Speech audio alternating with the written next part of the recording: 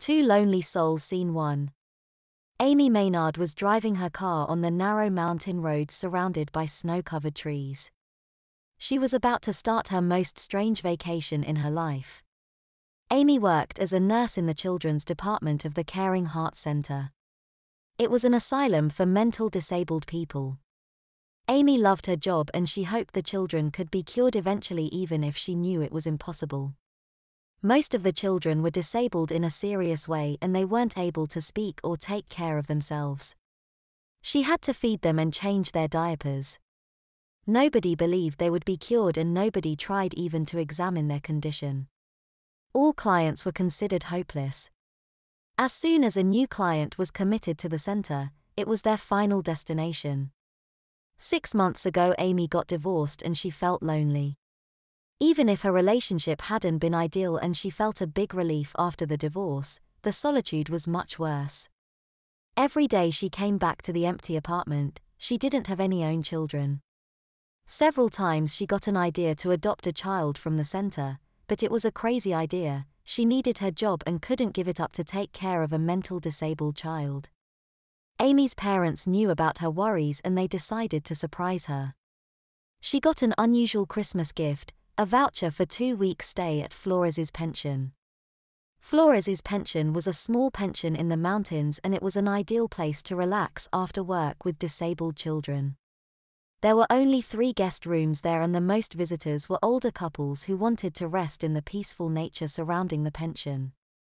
Amy could find her peace there. She thanked her parents, but she wasn't sure if that idea was the right one. It would be another opportunity to think of her lonely life and talk with uninteresting people. She wished she had any company. All of a sudden a crazy idea hit her mind. Even if she couldn't adopt one of the children, she could take them to the vacation. After all, she was a skilled nurse and taking care of them would be easy. Amy wouldn't be alone and she would have a company. The voucher covered the whole double room. She asked the center head for permission and he agreed. His only condition was that the child had to be calm. Several children suffered from violent attacks and they had to be tied to their beds often. Amy nodded. It was quite understandable. Her favorite option was Molly Neal.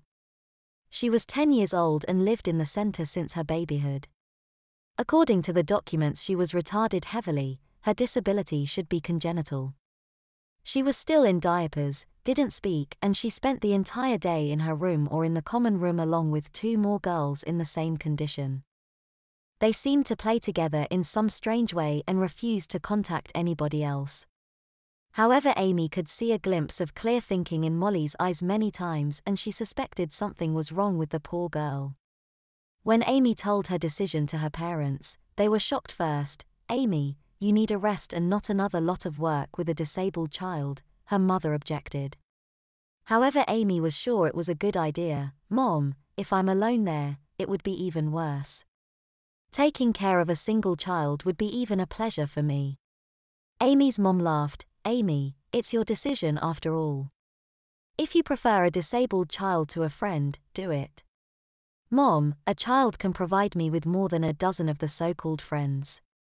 The children are sincere and innocent." 2 days later, Amy drove off towards Flores's Pension. She bought a car seat, some beautiful clothing of Molly's size and 3 packages of diapers.